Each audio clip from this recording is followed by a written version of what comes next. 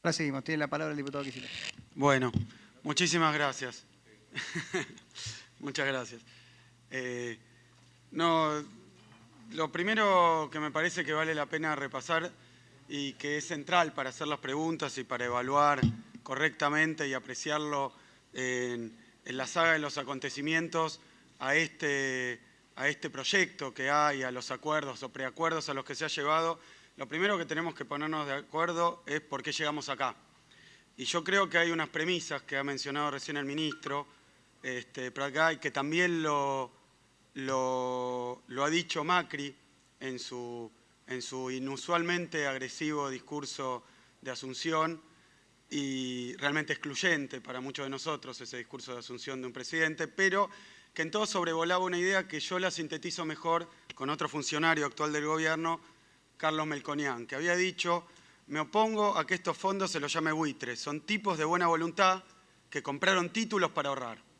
Esta es la posición de Melconian, que un poco reconozco que recién el ministro ha revertido, porque los ha llamado buitres. Últimamente hemos escuchado mucho que son holdouts, y hemos perdido un poco la dimensión, y creo que estas premisas son centrales para evaluar lo que se está haciendo, por qué y el momento. Y ahí hay, creo yo, una serie de engaños que está tratando de plantear, como en tantos otros temas, el gobierno Macri para generar dos cuestiones. La primera, una responsabilidad mal enfocada, porque la verdad que si alguien no tiene responsabilidad en la cuestión del endeudamiento externo excesivo, podría decirse que es el gobierno de Néstor Kirchner y Cristina Fernández de Kirchner. Pero sí muchos funcionarios actuales del gobierno de Macri, entre ellos el que acabo de mencionar, el presidente actual del Banco Central, que tiene una participación en el megacanje. Esta no es una apreciación de valor o ad hominem, es la realidad. Hubo un desastre de sobreendeudamiento y ese desastre de sobreendeudamiento estalló en el default más grande de la historia. Esto involucró al Fondo Monetario Internacional, del que fuimos excelentes alumnos, así que estos son ahorristas de buena fe que compraron títulos, y el Fondo Monetario, un organismo muy bueno que nos quiere ayudar en esta visión. Y creo que es exactamente lo contrario, y lo ha dicho el presidente, yo lo quiero sacar del tablero porque es una mentira atroz y además confunde sobre la oportunidad de este acuerdo y el carácter de este acuerdo que está planteando el Ejecutivo. Primero, el carácter. La verdad es que no es cierto que esto lleva 15 años porque el gobierno anterior tuvo alguna desidia. Estalló el default de la deuda por el sobreendeudamiento de los neoliberales, que muchos de ellos están en el gobierno, y creo que no es un insulto porque todos ellos están orgullosos de ser neoliberales. Sus economistas de cabecera son los monetaristas, Milton Friedman, la Escuela de Chicago, y no tengo ninguna objeción, pero piensan así. Y así endeudaron al país aquella vez, y la verdad es que Néstor Kirchner en 2003 tuvo que hacerse cargo de ese desastre de 81.000 millones de dólares. Y lo fue solucionando absolutamente todo, y acá es donde entra la secuencia de tiempo, y lo quiero dejar muy en claro. Se negoció de todo ese desastre que había el 93% de los bonistas. Ahora voy a ir a cómo se negoció, que contrasta también con lo que estamos haciendo hoy acá y el modo en el que se tomó esa negociación. Eso se negoció, el 93% de los bonistas, también se le pagó al Fondo Monetario Internacional, porque ahora nos van a venir con el Fondo Monetario Internacional que nos quiere ayudar. Todos sabemos que el Fondo Monetario Internacional hundió a la Argentina, que nos prestó hasta donde no podíamos tomar y después le soltó la mano al país y lo mandó al bombo. Entonces ahora van a venir con que 10.000 millones, a mí me ofrecieron 10.000 millones de dólares en el Fondo Monetario Internacional. Si damos el artículo 4, sabemos que con ese artículo 4 después van a venir las misiones, los condicionamientos de la política, y ya no vamos a discutir ni jubilaciones, ni AUH, ni deuda, ni nada. Vamos a estar pagando interés tras interés, sin ningún espacio para hacer política económica, favorecer a nadie, ni que crezca el país. En la historia argentina, la deuda externa nunca fue un puente, nunca fue un túnel, nunca fue una ruta, nunca fue a las provincias, nunca fue a los más necesitados. La deuda externa argentina sirvió para la bicicleta financiera. Que no les mientan a los argentinos que ahora nos vamos a salvar con el endeudamiento externo, porque si no viene el ajuste, que ese es el segundo componente que quiero refutar, para que el Congreso entienda cuál es el apuro y cuál no es el apuro de todo esto, desde mi punto de vista. Entonces, ¿cuál es el origen? Acá hay unos fondos buitres. Arreglado el Fondo Monetario Internacional, arreglado el 93% de los bonistas, arreglado el CIADI, arreglado el Club de París, ¿qué quedaba? ¿Qué es lo único que quedaba prácticamente? 7%. Entonces uno dice, el taxi, lo ha llamado el ministro, que dejó correr el gobierno anterior. No, y lo saben muy bien ustedes, así que yo pediría que no engañen más a la gente. No fue así, fue lo contrario. Los fondos buitres no eran bonistas que tenían bonos argentinos, como bien dijo Pratgay, y entonces no entraron porque no quiso negociar el gobierno, no tenían un solo bono argentino, sino que fueron a comprar después para ir a litigar y buscar un juez cómplice como Griesa. Y esperaron ellos. No es que el gobierno no los buscó, lo buscó en 3 canjes. No vinieron nunca porque su negocio no es negociar de buena fe. Su negocio es estafar y extorsionar a las economías como la nuestra, a las empresas norteamericanas también. Entonces de eso trabajan. ¿Qué hicieron? Esperaron, fueron con bonos comprados a precio vil. Acá no hay un solo prestamista en la Argentina, ninguno, probablemente ninguno. Puede ser los bonistas italianos, pero de eso podemos hablar largo y tendido también, y su reclamo ante el CIADI, que es puro humo. Pero bueno, ese es otro tema. Después vamos a ver lo del CIADI y otros tribunales. Pero con respecto a la cuestión de los fondos buitres, compran los bonos a precio vil,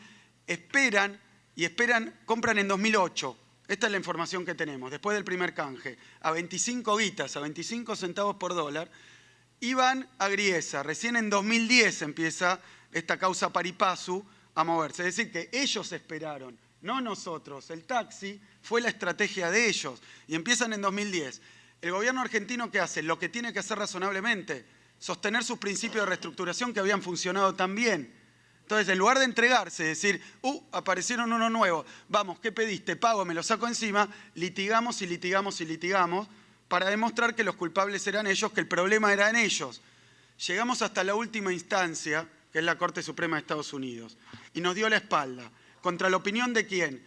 De 2 premios Nobel, del Fondo Monetario Internacional, de todos los países emergentes, de todo el mundo. Es decir, que la sentencia pari-passu fue un puñal por la espalda que generó un disturbio, un problema, tal como citaba Amado Boudou, en todo el sistema financiero internacional, y que todos le daban menos posibilidad de ocurrencia, mucho menos que lo que hoy tiene el problema de si el 93 viene a reclamar, que tiene algunos motivos. Estos no tenían nada, reescribieron una cláusula que está por todos lados, vinieron con eso junto con un juez y nos reclamaron una fortuna tremenda.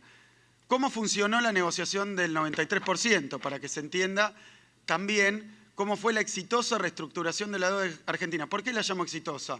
Porque todavía se están quejando muchos de los bonistas de que Argentina sacó un buen arreglo. Busquen un solo bonista que diga: ganamos nosotros y perdió Argentina con el 93%. Ninguno. Yo leo todas las tapas de los diarios extranjeros diciendo ganó Singer. Y algo cambió en el modo de negociar. Algo cambió. Capitulamos. Nos entregamos a lo que nos pedían. Ahora voy a hacer alguna apreciación. No quiero ser con esto explosivo. Lo digo porque estuve en esa mesa y sí negociamos. Y sí negocié con el señor Newman, con el señor de Aurelius. No es eso. No es eso, ¿eh? No, que tampoco nos engañemos con eso. Entonces, mentira, no es que esperábamos, se dilató. Ellos esperaron, se apeló. Si no apelábamos teníamos serios problemas, incluso legales acá en la Argentina, porque eso no tenía posibilidad de ocurrencia, muy baja, todos los dictámenes decían, terminamos de apelar y esto estalla no hace 15 años que lo dejamos pendiente, sino porque ellos nunca iban a entrar a un canje. Porque si entraban al canje hubieran sacado los resultados de un canje. Pero esperaron la sentencia para poder extorsionar al país. Cuando la consiguen, en junio, julio, con esto de la Corte Suprema, empiezan a apretar que nos vamos al default. Esta historia es conocida, pero la borra el ministro y la borra Macri. Como diciendo, el gobierno no quiso, no. Había un quilombo así, perdónenme la palabra, de eso arreglamos todo, menos este pedacito, porque no querían arreglar. ¿Y qué querían? Esto que está pasando acá, que les pagáramos todo o todo con un descuentito. Eso es lo que querían, por eso esperaron, hasta acá nos llevaron.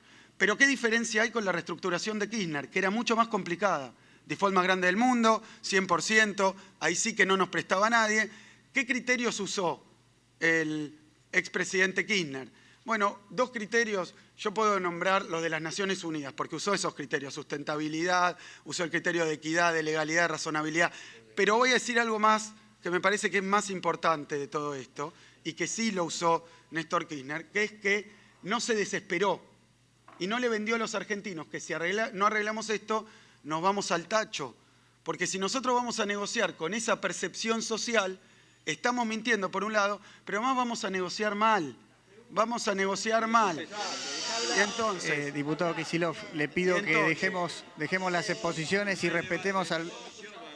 por respeto al resto de los Y entonces, diputados que están anotados, le pido por favor que formule la pregunta. Lo haré, Gracias. sin ninguna duda. Pero se ha mentido tanto sobre este tema que me permito además... Tenemos mucho tiempo para debatir en el Congreso. Ya me interrumpiste una vez. Por favor, no. Axel, por favor. Necesitamos que haga la pregunta para que el resto de los diputados puedan preguntar también. Entonces, primera mentira, claro, menos que las intervenciones de otros, así que por favor ese recurso para callarme no lo empleemos. No, diputado Kicillof, me estoy tomando el tiempo de todas las intervenciones. Usted ha tenido el mismo tiempo que la diputada Siciliani. Bien. No hagamos ningún tipo de... No discriminen.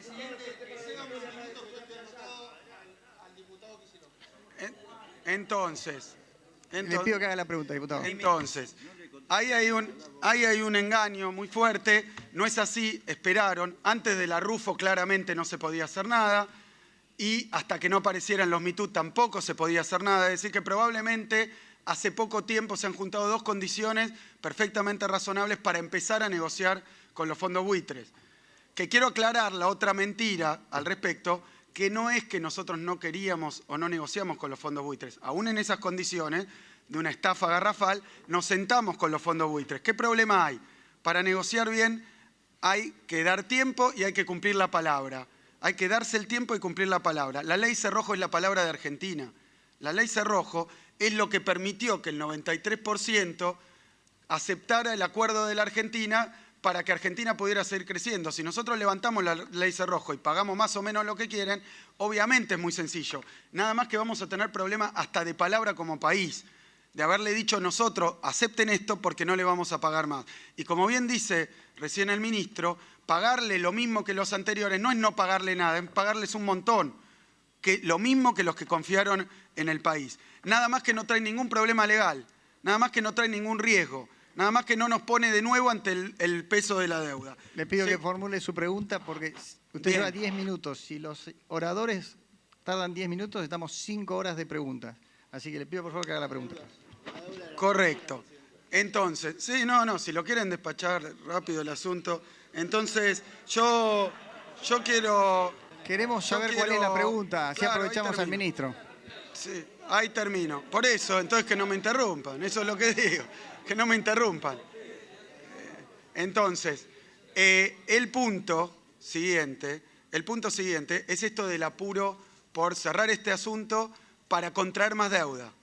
No solo por cerrarlo, sino para contraer más deuda. Y he escuchado de boca de Pratgate, y acá hay una pregunta, una suerte de algo que yo también entendería como una especie de, no sé si extorsión es la palabra, pero una especie de presión sobre quienes aquí estábamos, la sociedad en general, que es esta idea de resolvamos esto, salimos a financiarnos afuera para evitar el ajuste. Es como que nos están diciendo, muchachos, voten, aprueben, entonces lo de los buitres sale, les pagamos esta negociación, que yo entiendo que no es buena, y entiendo que no es buena, tampoco le voy a responsabilizar completamente a los negociadores. Le ha puesto el presidente Macri un apuro tremendo, y negociar con los que hay del otro lado con apuro va a salir mal.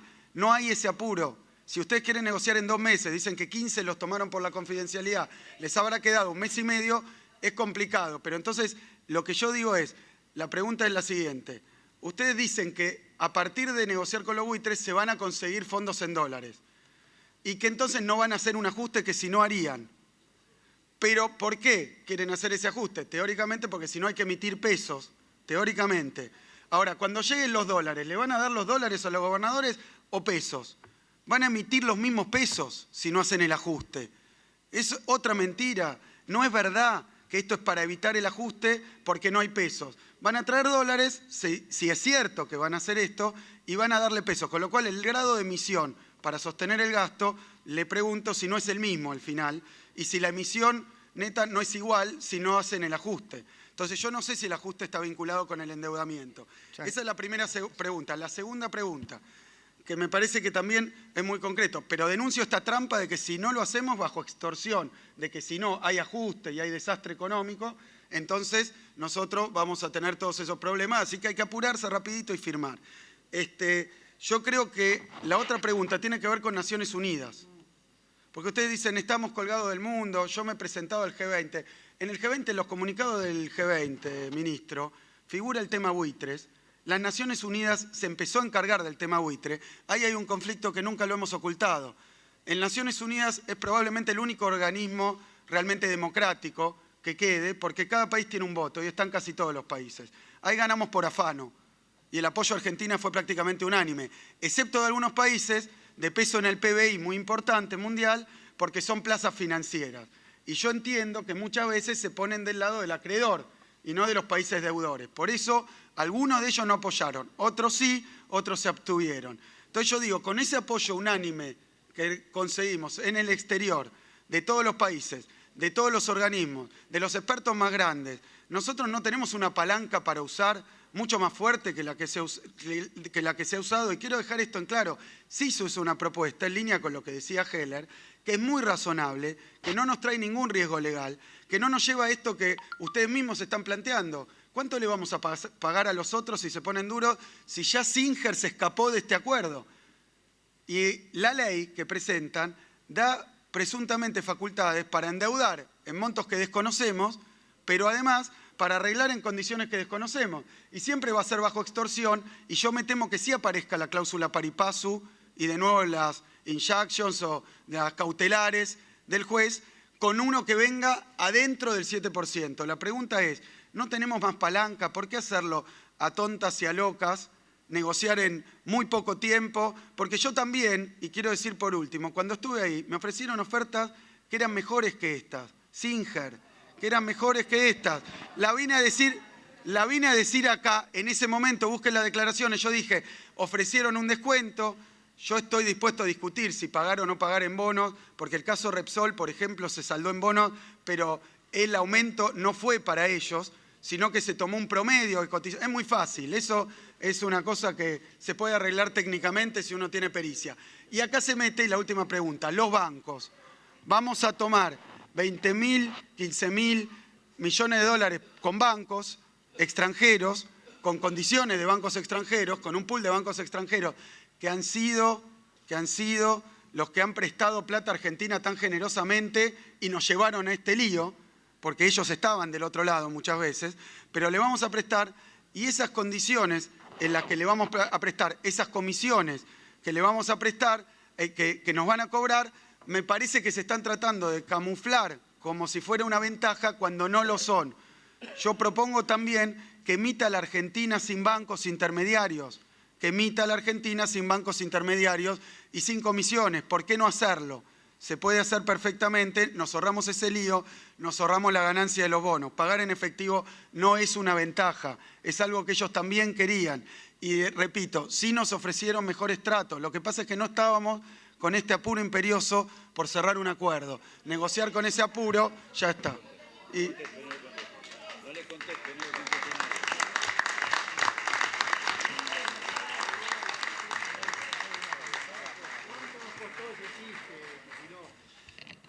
Empiezo por atrás, Axel.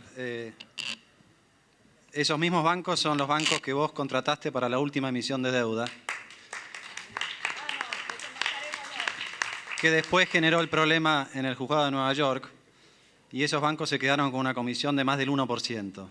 Así que diría que un poquito más de cuidado cuando te referís a alguna de estas cuestiones. Segundo, la única negociación cerrada durante tu gestión que se conozca es la negociación con el Club de París. Pagaste el 100%, Axel. Te fuiste en un avión, 48 horas, recién decías, todas tontas, a locas, apuradas, en 48 horas... Yo puedo responder, porque si me seguís saludiendo voy a responder una por una. Así diputado, que sepan que voy a responder. Diputado, sepan que voy a responder y que tengo derecho. Usted sepan preguntó, que voy a escuche la responder y que respuesta. Estoy simplemente hablando de las cosas que vos mencionaste. Vos mencionaste el Club de París, te fuiste en un avión, 48 horas, pagaste el 100%, con todos los punitorios. Todos los punitorios, y no entró una sola inversión. El Club de París todavía nos pone la peor nota a pesar de que estamos al día con semejante acuerdo. Singer, honestamente, no sé si está festejando, pero el que todavía sigue festejando es Brufau por los bonos que recibió de Repsol. Entonces, la verdad que francamente... Y la otra negociación, que no fue de Kicillof como ministro, pero sí como viceministro, fue la del CIADI. Y en el CIADI, que no tenía tampoco, si se quiere, la sentencia firme, injunction, toda esta cuestión, fue una quita del 25%. Y como pagaron en bonos, desapareció la quita. Entonces, no nos metamos en este barro. No nos metamos en este barro porque nosotros estamos tratando de resolver una cuestión que heredamos y que lo planteamos con muchísima claridad, y lo digo con respeto, Axel, durante la campaña. Y dijimos durante la campaña que íbamos a resolver este problema. Y en la campaña pasó lo que pasó. Entonces ahora nosotros tenemos la obligación de cumplir con lo que prometimos en la campaña, como lo venimos haciendo. Lo hicimos con el cepo, que dicho sea de paso, el cepo es la consecuencia de no haber arreglado antes. El cepo fue la consecuencia de haber decidido en este uso de reservas que mencionaba el exministro, de darle prioridad al bonista extranjero por encima del laburante o la empresa argentina. 55.000 millones de dólares de pagos en efectivo al exterior. Y como fueron tantos, hubo que poner un cepo. Y como hubo cepo durante 4 años no se creció. Y a mí me alegra ver cómo ahora el exministro Kicillof parece ser que se preocupa por la inflación. La novedad es que ahora está preocupado por los dólares, los pesos que va a emitir el Banco Central para comprar dólares. Ahora, no se preocupaba por los pesos que emitía el Banco Central regalándoselos al Tesoro para provocar inflación. Ese es el ajuste que queremos evitar. No solamente el del gasto público que nos dejaron ustedes, también el de la inflación. Entonces, la verdad que si mezclamos todo, estamos en problemas. El artículo 4 del Fondo Monetario. Para no ir al artículo 4 del Fondo Monetario, decidieron pagar 100% al Club de París.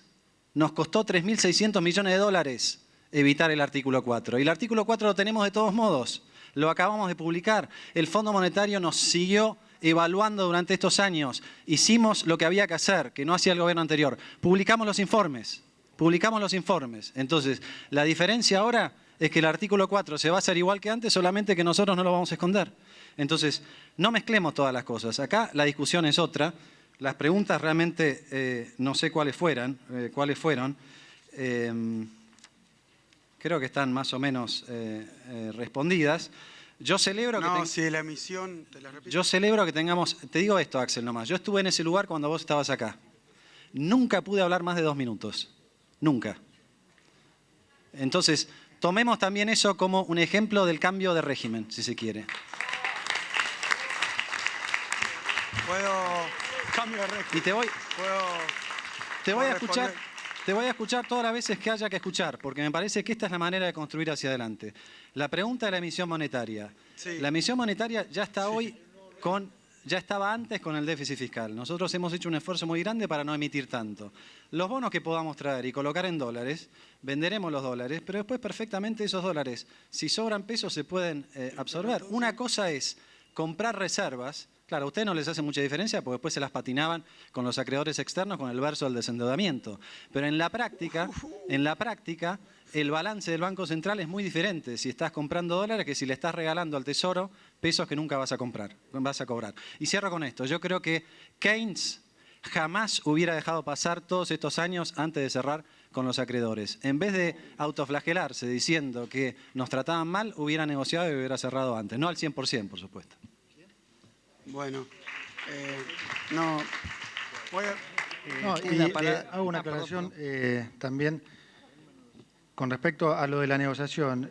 Axel, que una negociación sea lo importante en una negociación es que sea efectiva. El hecho de que haya sido rápida lo hace aún más exitosa. Y la razón por la que logramos hacerlo tan rápidamente fue porque logramos en esos 2 meses lo que tal vez no pudieron lograr antes en no sé cuántos años, y es que tanto el mediador como el juez entendieran que la posición argentina era la correcta.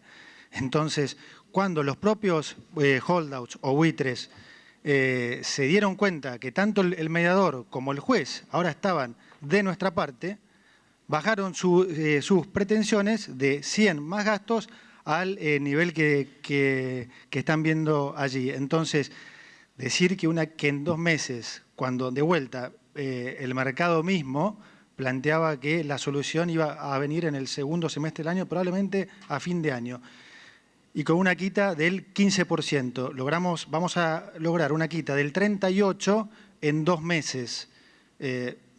Digamos, creo que llamar eso negociar a las apuradas me parece un poco raro.